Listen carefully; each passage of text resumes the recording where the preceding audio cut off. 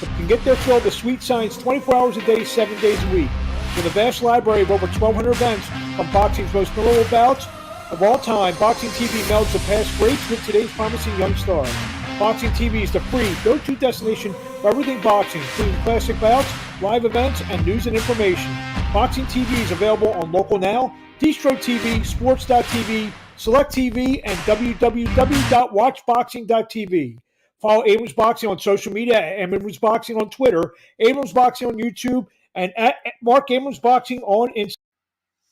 Hello, everybody. Welcome to the Abrams Boxing Show. I'm Mark Abrams, and this week we have a packed show. Not one, not two, but three huge guests this week. I got Ray Flores, who we will be reaching out to Tokyo to get Ray in. Ray will be the ring announcer for this Saturday morning. When I say Saturday morning here in the United States, middleweight unification bout between Gennady Golovkin and Ryota Murata.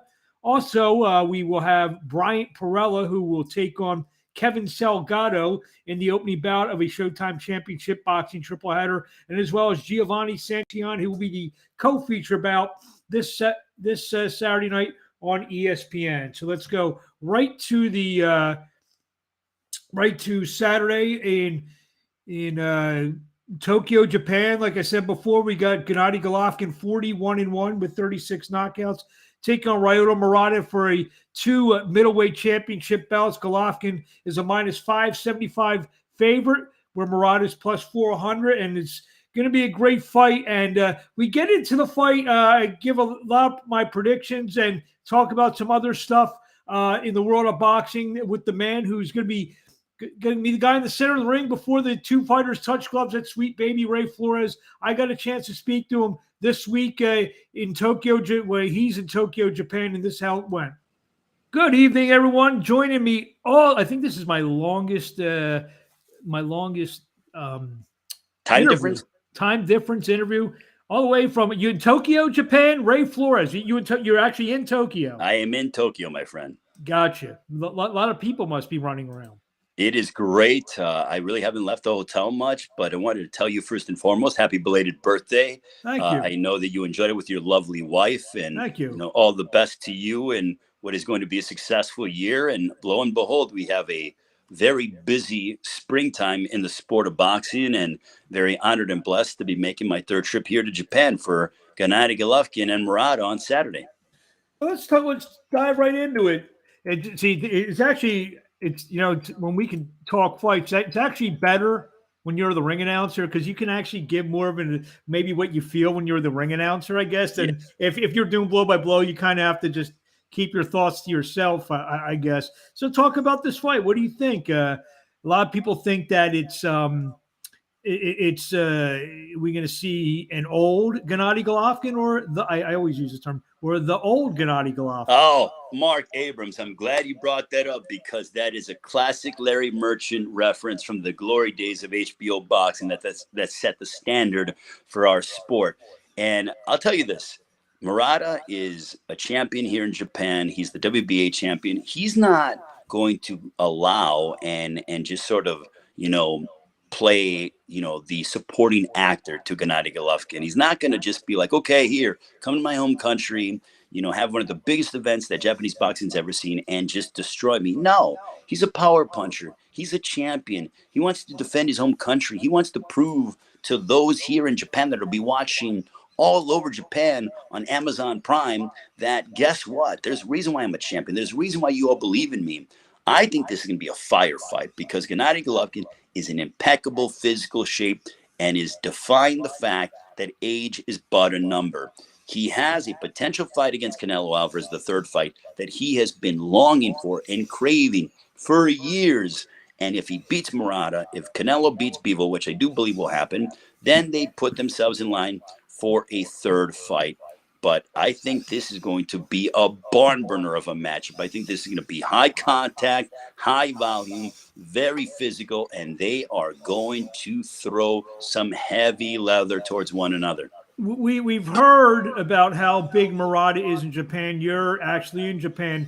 Tell us about the fandom and Ryota Murata, how big he is over there. From what I've been told, and this is the consensus, is that this is the biggest fight in Japanese boxing since Oh, dating wow. back to Mike Tyson and Buster Douglas.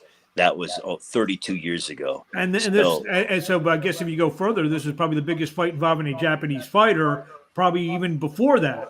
Exactly. So it's major. And look, I was here for Inoue Donaire, which was unbelievable. I mean, I was here for two Inoue fights, and he is a superstar out here as Inoue. But this is Gennady Golovkin, the big drama show in Japan against Murata, the Japanese champion. 2 world titles on the line. I think that this is going to be a sensational fight.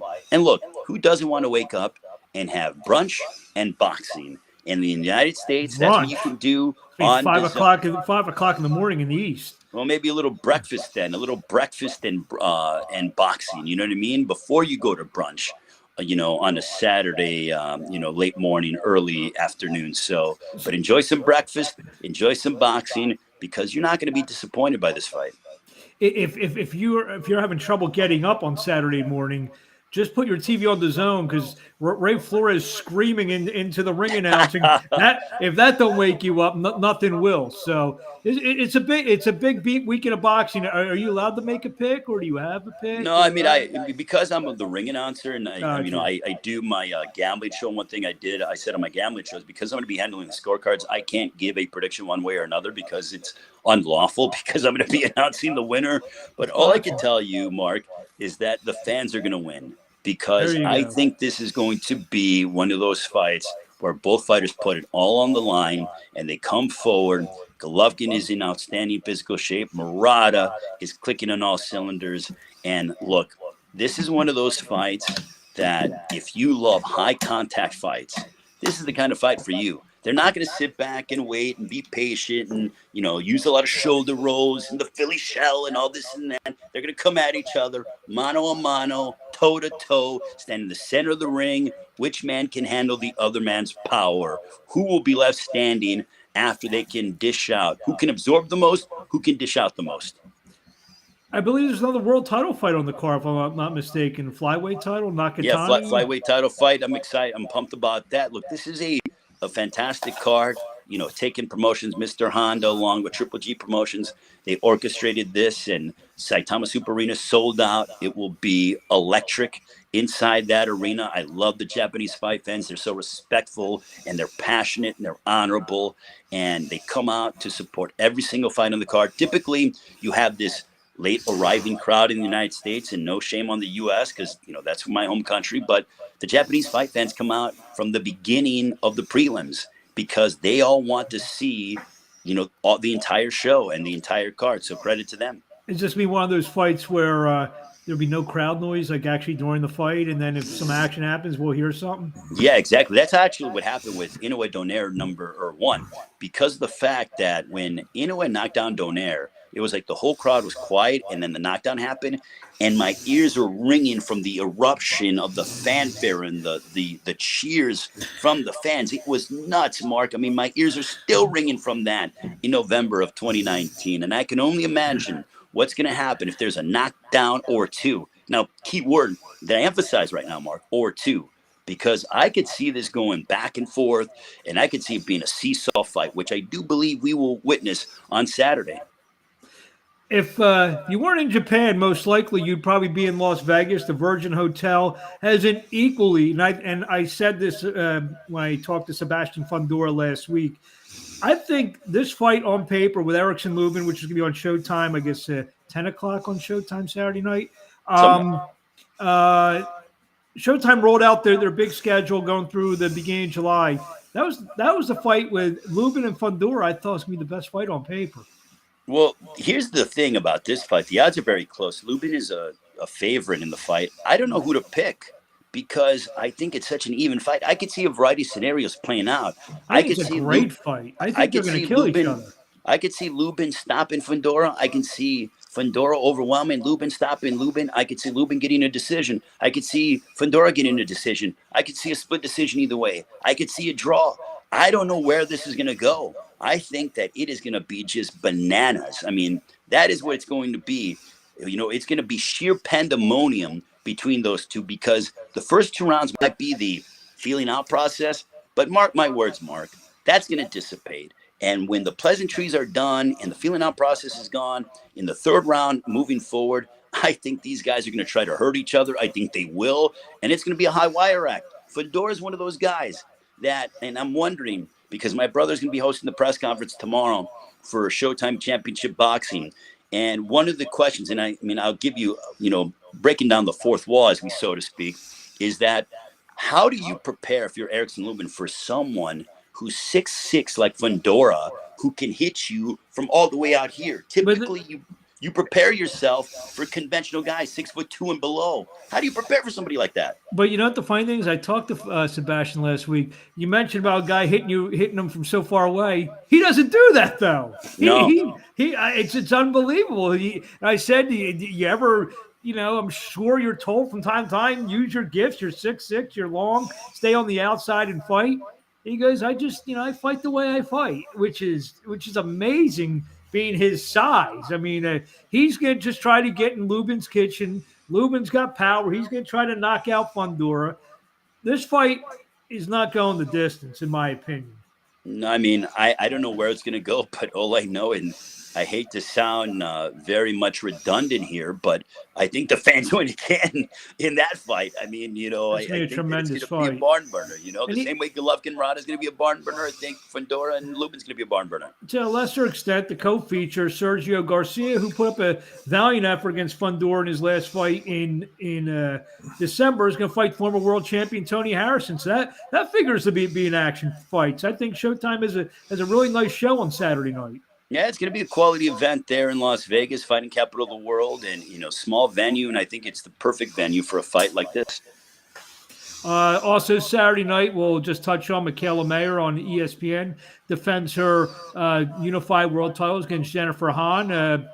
Anything on that? I don't know if you've been seeing on Twitter with Michaela and Alicia Baumgartner going at it. They've been going at it today. Michaela's preparing for a fight with Jennifer Hahn, and her and Baumgartner today on Twitter are just going at it. I love the bad blood. I think it's great for women's boxing. I think to be able to have storylines like that, but I'm hoping that they fight each other sooner rather than later. Jennifer Hahn's a consummate pro. She's the sister of Abby Hahn. They're based in El Paso, Texas. I've seen them several times. And Jennifer Hahn's not going to make it easy for Michaela Mayer, but let's be honest, Michaela Mayer's head and shoulders one of the best women fighters, pound for pound, in the sport. And if she wants to get closer to unification, she's got to prove beyond the shadow of a doubt, beyond a reasonable doubt, that Jennifer Hahn doesn't belong in the ring with her. So here's her opportunity to main event and be in her hometown, and away we go. So curious to see how that fight unfolds, but I think that Michaela Mayer has a lot more tools in her arsenal compared to that of Jennifer Hahn. Also, Saturday night, you mentioned El Paso. Let's go down to San Antonio, where we have the return of Ryan Garcia take on Emmanuel Tago in a fight. We haven't seen Garcia in about 16 months. He went through his mental health problems, had some injuries. Now with Joe Goosen, what should we be looking for with Ryan Garcia on Saturday night? I think we get a sensational performance from Ryan Garcia, because obviously that the legendary Joe Goosen is a broadcast partner of mine. And I've learned a lot from Joe, and he is such a staple in the sport. He's been around every situation imaginable. And I know that people had their doubts as to be like, well, why did Ryan Garcia leave Eddie Reynoso? Oh, now he's with Joe Goosen. He wants to be with someone where he runs the show himself. I've been in the gym with Joe Goosen many times. Joe Goosen, it's his way or no way. So Joe's not going to waste his time. He doesn't care who you are. If you come to his gym, you got to learn his way. And that's what Ryan Garcia did. And I love that. I think this is the perfect partnership.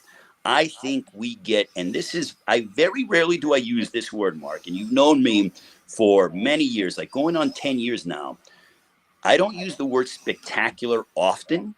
I think we get a spectacular performance out of Ryan Garcia, because Tago he's just a very basic fighter. I think he has a blown up record. I think here's a guy who's going to come forward and try to press Ryan Garcia, and I think Ryan Garcia wipes him out. Ryan Garcia, you cannot prepare for the speed or the power of Ryan Garcia. Then you have the wisdom of Joe Goosen to be able to program Ryan Garcia. If Ryan Garcia was going to lose a fight over as he's trying to get up and ready for a title shot, it would have been in his last fight, in which he got knocked down in the first round. Then he came back and responded so well. Now I think that Joe Goosen is the kind of guy that focuses on your strengths and tries to shore up your weaknesses. And that's what he's going to do with Ryan Garcia. This fight is not, and I'm going to give you, like, I don't see this fight lasting past the 7th round. I think Ryan Garcia obliterates to go. And again, that's another word I don't use often, obliterates to go. And I think that this, inside in the first half of the fight. Yeah, first half of the fight, because I think Ryan Garcia's head and shoulders above to go. And I think Joe Goosen has him so sharp, so laser focused that Ryan Garcia knows, listen, it's almost like Roy Jones' song, Y'all Must Have Forgot. And Ryan Garcia's been away since January of last year. So people need to be reminded of why there's so much excitement and buzz behind Ryan Garcia. He has that opportunity on Saturday, and I think he will do it.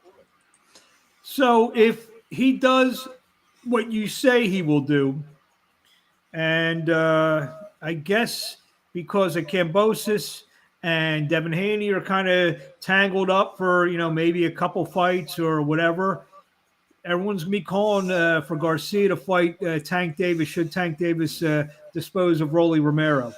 That's the fight. That's the fight to make. I'm glad he went that direction, because that's the fight to make. I think that's the fight that the world wants to see.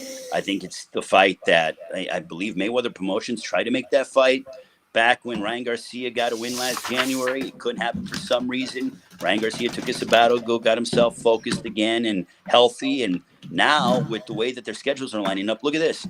The fact that Ryan Garcia is fighting April 9th, Tank is fighting about, almost a month and a half later. You can make their schedules work with each other. So I'm hoping and optimistic that we get that fight next, assuming that Davis beats Romero and Garcia beats to go.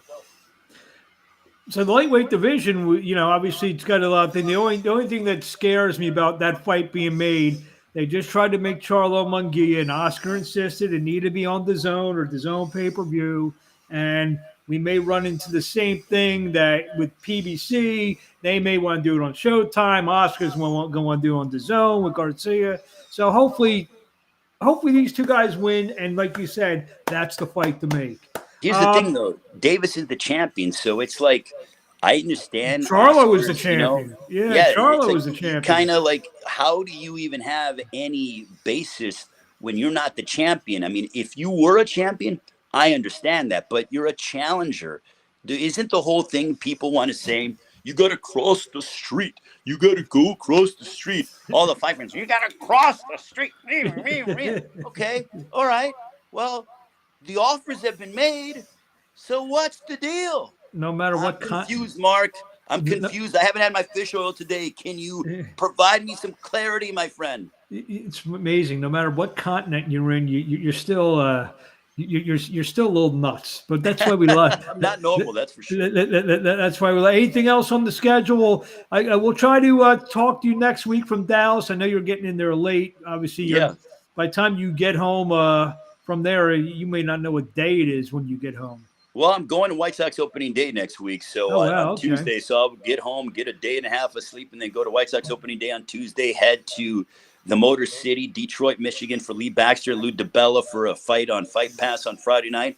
Head my way to the great state of Texas, as Stone Cold Steve Austin likes to stay on Saturday at AT&T Stadium for Spence and Ugas, the welterweight unification matchup, and fortunate to talk with Zab Judah and Errol Spence today at 5 a.m. my time, which was, in the afternoon your time. So both guys are focused, determined, and ready to go. Well, you're making us all get up at 5 o'clock on Saturday morning. So I guess it paid, Exactly. There we go. It's even. Any other boxing news or notes that you want to just touch on? Or I'm just excited, man, because I got a fun schedule You're coming excited? up. I'm always excited. You're always being excited. Around this sport, being here in Japan, obviously, is – I mentioned this yesterday on my social media.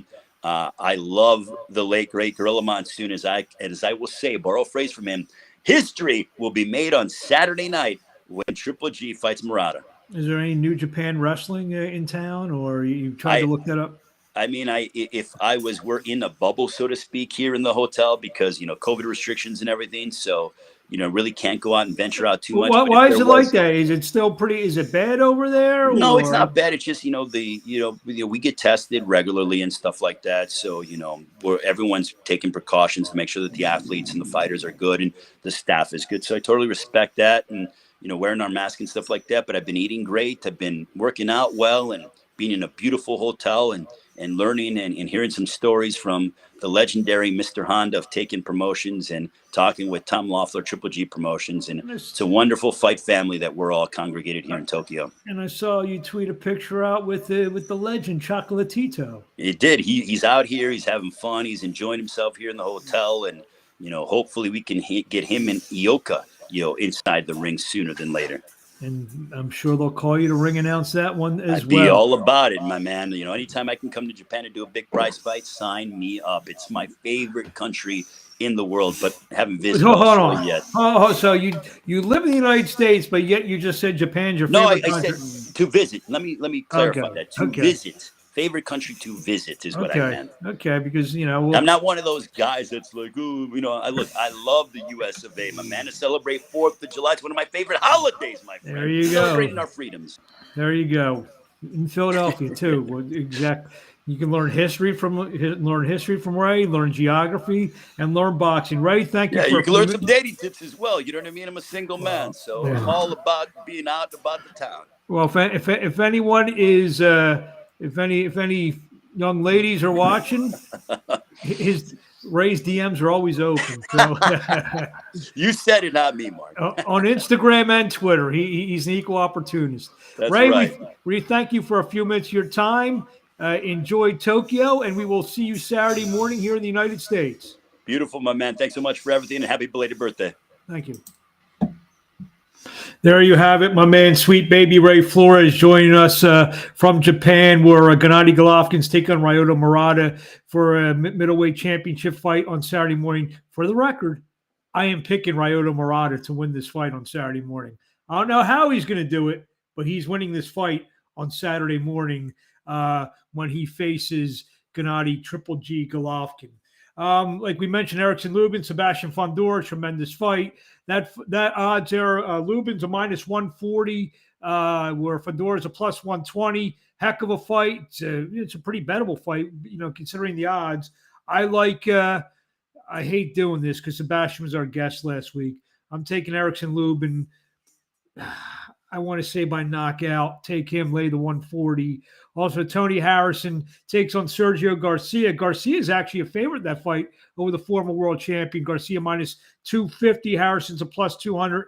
And in the opening bout, Bryant Perrella, who will join us in a second, is a minus 310 as he takes on Kevin Salgado in again, another 154-pound fight. As mentioned, I got to speak with the man known as Goodfella, very nice guy, a terrific interview, and this is how it went. Joining me now is Bryant Perrella, who this Saturday night takes on Kevin Salgado, the opening bout of a special Showtime Championship Boxing tripleheader. It's featuring all junior middleweight fights. Bryant, how you doing? I'm doing great, man. How about yourself? I'm doing well. Thanks you. Like I said, a couple minutes. I know we're about 48 hours, a little bit more than 48 hours before you got to get in there on Saturday night against Kevin Salgado. How you feeling a couple days out? I feel great, man. Feel really relaxed. Really all the hard work is behind me, and now just making weight, which would be easy. And, I'm excited to get in there. To talk about the Salgado. What does he bring to the table? He is relatively unknown to a lot of us here in the United States. I'm sure you have at least a little scouting report on, but what does he bring to the table? Well, he does bring a lot of the unknown to the table, along with being undefeated, a young, hungry fighter coming from Mexico into America for his American dream. So he brings that. It's hard to say exactly what he's going to try to do in the ring. He may try to pressure or box. He's got some counter punches. He's got some good boxing ability as well. His older brother trains him, who is also a pretty successful boxer himself. So, we'll see when we get in there. I'll be ready to adapt and adjust to whatever he brings, and we'll see if he can do the same. You mentioned about making the weight pretty easily. This is your second consecutive bout at 154 after spending your career at 147. How is the extra 7 pounds, with the Harrison fight and in this training camp? How's that agree with you? Oh, it's great. It takes a lot of stress off my shoulders, not having to stress and worry about so much weight and killing myself to make the weight class, where I can just, focus on training, focus on be the best version of myself every day. And, really having the confidence knowing I'm going to be myself in there, and I'm going to be feeling good like I do throughout camp and even better. It's a new weight class, and it's a new chapter in my career. Your last fight, and I'm sure you agree, a lot of people thought that you should have gotten the nod over Tony Harrison in that fight that was ruled a draw. Tony's in the co-feature fight. Is that kind of stick in your craw a little bit that you're in the opener and he's in the co-feature? A little bit at first, but it's all good. It's all love. I don't got no hate towards Tony Harrison or nothing. And I'm just grateful to be part of this event, part of Showtime. This is a great action-packed card. A lot of great fighters on the card, and it's cool. They get to see Tony Harrison and see that Tony Harrison's not a bad fighter at all, and it was nothing about him not performing well, and it gives me the ability to show that it wasn't just him underperforming. It was me in that ring, and that's what presented the problems.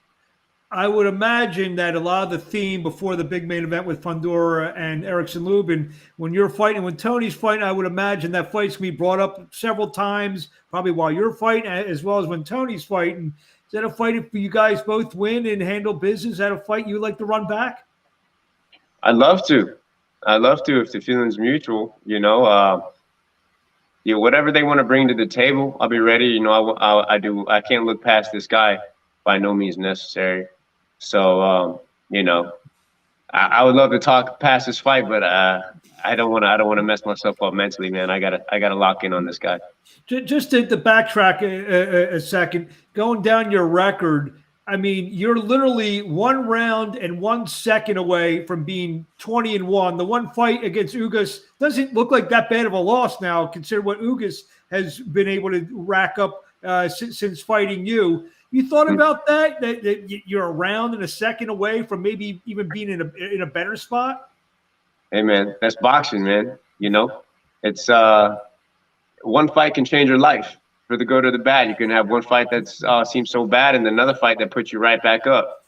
So, that's what it's all about. And boxing's all about that underdog story. That's where the underdog comes from, man. So, it's cool, man. And I'm just looking forward to what's to come, and it looks like the future is looking really bright. So. Yeah, and you mentioned the future looking bright. Obviously, you're on the PBC side, and 154 pounds. Obviously, we got this great triple header. We got Charlo and Castano going to settle things at 154 pounds. There's some other guys probably going to be moving up, moving in, moving out. 154 pounds, especially on the PBC side, seems like a real good place to be. Was that one of the motivations of moving up, or was it strictly you had some trouble making 147 after all these years? Was it a combination of both?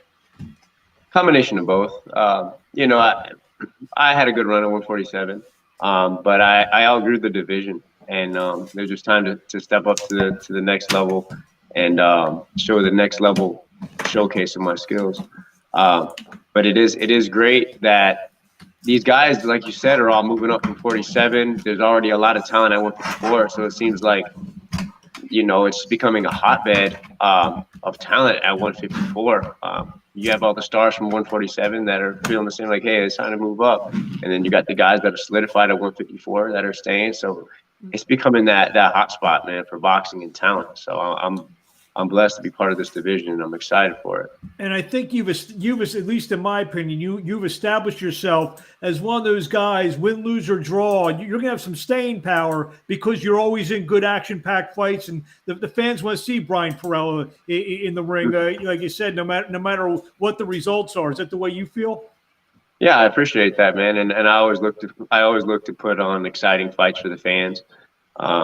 you know, that's just part of it, the entertainment business, and I don't want to snooze nobody out. So, you know, and it's part of my temperament as a fighter, anyways. You know, first and foremost, like I want to get in there and I want to get my shots in, man.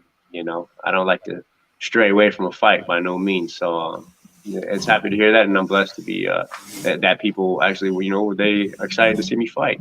And obviously, you said you got the entertainment. You got that down with the coming in with the makeshift suit, suit on. Right here, baby, the Goodfella. There it is. I mean, and obviously, I mean, I remember it. That sticks out. You know, that's one of the first things I think of. You know, beside your fighting ability is, you know, I mean, is it that mean very calculated on fans remember that kind of stuff. Yeah, man, and it fits perfectly, man. My persona and everything I bring to the table, you know, a good fella. But when it's time to handle business, you know, that the gangster comes out, man. So that's what it's all about. Well, I'm sure you've heard this one before, so excuse me if this is a bad pun. I guess you're planning on whacking Kevin Salgado on Saturday night on Showtime in Las Vegas. One quick question: fighting in Las Vegas, is that always an extra special thing? It is, man. It's really cool. It's great to be out here in Vegas and this venue. You know, it's amazing. It's incredible to be here. There's a lot of people. It brings a lot of people out. They want to come see me fight. They also want to enjoy the Vegas lights. You know, so it works in that way, and I'm good, man. I love it. It's a shame the Tangier's Hotel wasn't a real hotel from the movie Casino, because we would have had the Goodfella take a picture in front of that. That would have been the ultimate. What do you want to say? What do you want to say to the fans in closing before we see you on Saturday night? Oh man, check me out. I'll be looking to put on a spectacular performance, the best one yet. I appreciate all you guys for the support and always standing behind me. And you know, once again, man, guys, God bless. And real quickly, where the fans find you on the social media? Social media, just Bryant, Perrella. Just put my name together all across the board, and I'll be on there, man. Check me out. And I remember spelling your name, because sometimes it can be one R, one L. Remember, 2 R's, 2 L's. That's right, man. Thanks for the clarification. 2 R's, 2 L's. Yes. There you go. Now, Perrelli, it always gets messed up, man. But yeah, that's what it is. Well, we wish you best of luck. Thank you for taking a couple minutes with us, and we will see you Saturday night live on Showtime. Yeah, my pleasure, man. Thank you. Thank you. There you have it. Bryant Perrella joining us here on the Abrams Boxing Show. Easy guy to root for. I enjoyed that interview immensely with him. So again, just to go over a couple picks from the first portion of the show. I like Murata right now plus 400. We're going to take Erickson Lubin at minus 140. We'll take Tony Harrison at plus 200 against Sergio Garcia. That's going to be another action-packed fight. And we'll go Brian Perrella minus 310 against Kevin Salgado. Saturday night on the Zone, as me and Ray mentioned, Ryan Garcia takes on Emmanuel Tagoe. Garcia 21-0, 18 knockouts. Tagoe 32-1, 15 knockouts in a lightweight bout. First bout for Garcia after about 15-month layoff. Look for, and I agree with you, look for a big highlight reel knockout for Ryan Garcia. First fight with Joe Goosen, and then, you know, hopefully maybe he's going to start beating the Tank Davis drum. That's what I want to see. And I want to see Tank Davis beat the Ryan Garcia drum, and maybe we can make something happen for later in the year. Also Saturday night, Costa Mesa, California, live on ESPN. Michaela Mayer, 16-0, 5 knockouts, takes on Jennifer Hahn for the IBF WBO Junior Lightweight Championship, which Michaela Mayer owns right now. And like me and Ray were discussing, her and Alicia Baumgartner just going at it on Twitter. So that's been actually one of the more entertaining Twitter beefs I've seen in a while. Also, the co-feature will be Giovani Santillan, 28-0, 15 knockouts.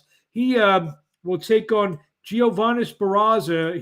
He's 23-2 with 15 knockouts as well. And this is a big fight for Santillan, because should he win the fight, Expect him to get a big fight, a major name. He'll be 29-0 should he get the victory. And we had a chance to speak to the undefeated San Diego native Giovani Santillan, and this is how it went.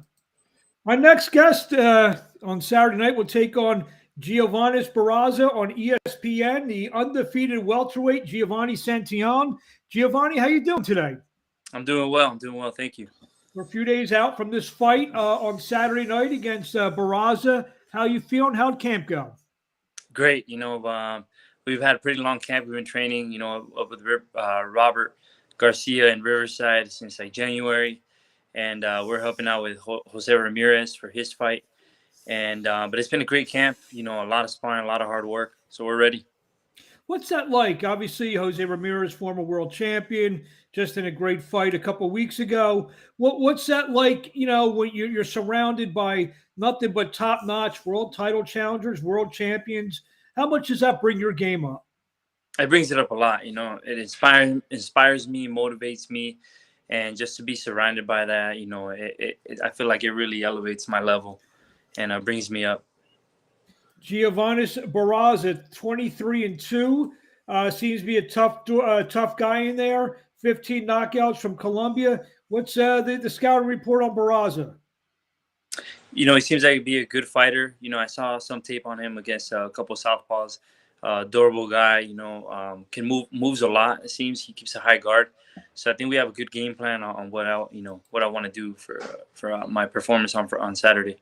You see, I guess you saw his last fight with Alexis Rocha, who was actually our guest last week. What did you take out of that fight? Guy like Rocha? I mean, I'm not saying you guys are kind of knocking on the door to get into contendership.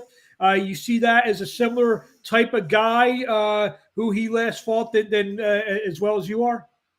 Exactly. When I noticed his Rocha put on, pressure the whole fight. And my last two performances, that's the type of way that I fought. So I think that we have the perfect game plan on what to do, with this guy. Well, 28-0 now. Obviously, you have a big record coming off a 10-round unanimous decision over Angel Ruiz, where you won 10-0, 10-0, and 9-1. Cesar McCullough, tough veteran before that, the former world champion Antonio DeMarco. You feel that you're getting close to that significant fight that's going to kind of put you in to the next level of contendership? Yeah, exactly. I think, this being my first fight of the year will set the tone for what's going to come this year. And I'm hoping this year that we'll get that chance to get that big fight to get me up there. Is there any names? I know you're not looking past this fight on Saturday night, but you don't even have to mention. Are there a couple guys in the back of your mind say, you know what, this could be the good fight for me? Absolutely. I have people in my head that I've been thinking about, and I'm just waiting to get this win on Saturday. And I'm not usually the type of guy to call anybody out, but I feel like that's what I'm going to have to do in order to get those big fights. So should you get your hand raised on Saturday night, we may hear a name come out of your mouth that you want next. Exactly. So stay tuned, tune in, and watch the fight. What talking down the welterweight division, we talked about Rocha and some of these other guys knocking on the door, the top of the division next week. There'll be some more clarity on that. I mean, even though it's not your fight, but you're a fight fan. Who do you like, Spencer Ugas? I think it's going to be a very interesting fight. Ugas looked great against Pacquiao, and I think he's proven that he knows what to do against southpaws. So that's going to be a good one. I know it's going to be a lot of action. I think they're both going to come and stay pretty much in the center of the ring and just battle it out. Does Giovani Santillan have a pick on that? I don't. I really don't know who's gonna take that. I think it's just who shows up that night. Speaking of action fights, the last few fights that you've been in, you were in some good action fights, even though you won in shutout fashion, basically. You took 2, you gave out 4, but, you're a guy, you like to mix it up. Is that, being a TV-friendly fighter, how important is that for you? It's huge. The fans want to see, good, exciting fights, and that's what I'm here to do. Obviously, I'm not there to take as much damage as possible, right? I want to hand out the damage, but in the process, sometimes we're going to take a couple, and I've proven that I can take a punch, and I'll dish out. Like you said, they may hit me with 2, but I'll hit them with 6. I'll hit them with 8. in terms of, like you said, this is your first fight of the year. In a perfect world, how many fights would you like to have in 2022? I think minimum 3. If I can do 4, then let's do it. Do you see, again, I don't like to ask these questions, but these questions have to be, do you see the next fight possibly being one of those NABO, NABF, USBA kind of fights that's going to solidify yourself into the rankings? Yeah, absolutely. I think the next one, that's why as soon as, this fight is over, I'm not looking past this fighter, absolutely not doing that. But the plan is to get right back in the gym and prepare because I know something big is coming.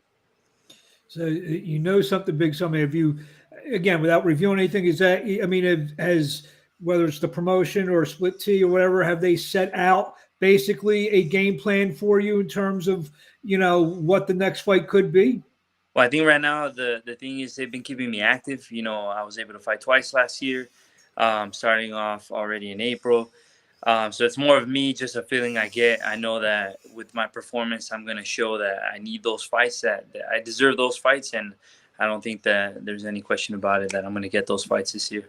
How much has the awareness about you has grown fighting on this big ESPN platform that Top Rank has? Yeah, I think people are starting to take notice, but I still want that bigger fight that's going to really give me that jump. Have like your followers and everything, has it been growing since you've been on, fighting on ESPN? Yeah, definitely. It's been growing a bit, but, we want to get up there. I'm 30 years old now, and I'm ready. I'm ready to take that leap. Costa Mesa, California, was the fight is. How far is that from San Diego? I think about just over an hour. Like about a little bit over an hour, depending on traffic, but it's not too far. So I think I have a good amount of people that are going to be coming from San Diego to come watch. And speaking of San Diego, the last fight was in San Diego, and it definitely came through the television. You definitely had a real good cheering section there for you. How much did it mean you to fight, a big televised fight in front of the home folks in San Diego? That was great. I mean, I don't think there's anything like it, when you can fight in your city in front of your people and they show up and then, you go out there and give a good performance, that's what it's all about. And I'm hoping that we get more opportunities like that in the future. If I can get another one this year, that'd be amazing. Yeah, I mean, I think the last couple fights there, I think the Chocolatito fight was there, if I'm not mistaken, and the fight, the card that you guys were on, that was, I'm trying to think the main event. That was Pedraza? Not Pedraza. What's that? Navarrete. They drew two decent crowds there, and reading some of the reports from the people there, San Diego might be a kind of an untapped boxing area. You feel that way? Yeah, exactly. I think we've seen it, on that show and on the show that I was on. I think San Diego has a crowd or a lot of boxing fans, and we also have Tijuana right across the border. So I think a lot of people cross over and come watch as well. Yeah, I mean, you see, I know you dream about different things at different points in your life. You think a big fight with Giovani Santillan in the main event, is that, could that be a reality, hopefully soon? Yeah, I would love for that to happen this year, a main event here in San Diego. That'd be amazing. That's what I'm looking forward to. Was it distracting at all? Uncles and cousins coming out of the woodwork looking for tickets the week of the fight? To be honest, no. I try to just tunnel vision. I know that they're all going to be there, but I don't even think about that at the end of the day. I'm just thinking about my fight. What we got to do in the ring, because that's the only thing that matters in the moment. So I put that all aside, and then I'll talk to everybody after the fight. Being with Robert Garcia, what's he mean to you? And, I know I kind of asked you before, being in that gym and the world title experience, both as a fighter and as a trainer for Robert Garcia, how much comforting is that for you, should times get tough in the ring? He's always got good advice, for me, always giving me good instructions, when I'm in the ring, during sparring sessions, during training. So that's been so much to me. It's meant so much to me. And also seeing guys like Jose Ramirez, and some of these other guys give great performances.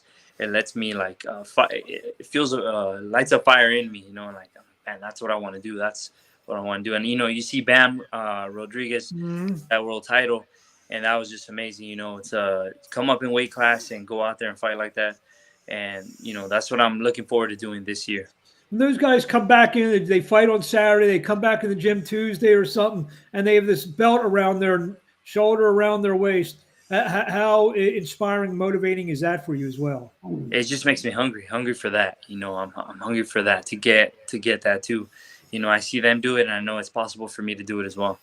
What do you want to say to the fans in closing before we let you go and see you in the ring this Saturday night against Giovani Santillan in Costa Mesa, California?